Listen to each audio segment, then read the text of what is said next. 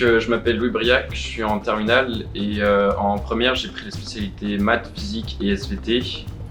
Les maths en première c'est dans la continuité de ce qu'on fait en seconde parce qu'il y a beaucoup de personnes qui font ES aussi.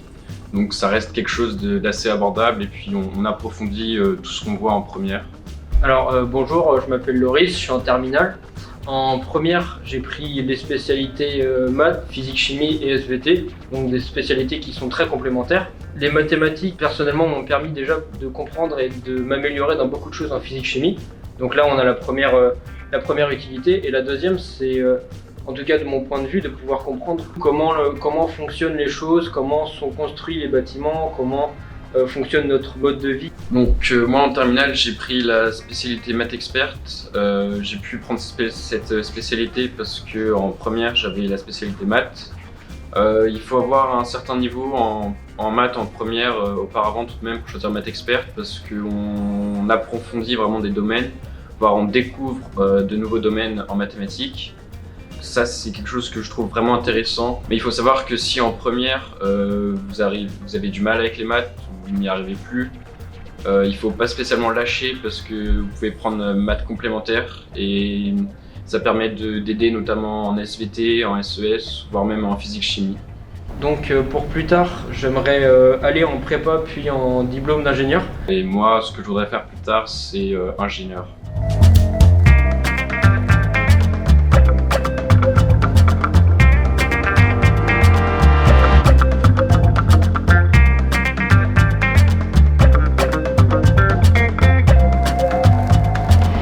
Alors, je m'appelle Blandine Guilleneuf, je suis enseignante en mathématiques et en spécialité au lycée Saint-Sauveur.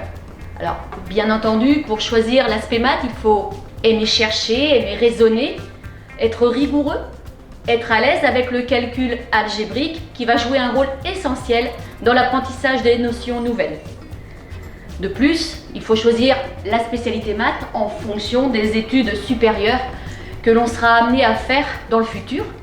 Je pense notamment aux classes prépa, aux écoles d'ingénieurs, fac de sciences, fac d'économie, de médecine, les écoles d'architecture, les écoles de commerce. Alors tout d'abord, il faut savoir qu'en classe de première, il y a 4 heures de cours et en classe de terminale, il y a 6 heures de cours. Le programme est assez dense. Les chapitres abordent les dénombrements pour l'algèbre, la géométrie dans le plan, dans l'espace. Il y a de l'analyse avec les études de fonctions, les études de suite numérique et il y a également des probabilités. Il y a donc un nombre important de chapitres à aborder. Il faut donc être rigoureux dans son travail personnel si on veut être à même d'assimiler toutes les notions abordées. Alors il faut savoir qu'il y a une épreuve de 4 heures en terminale.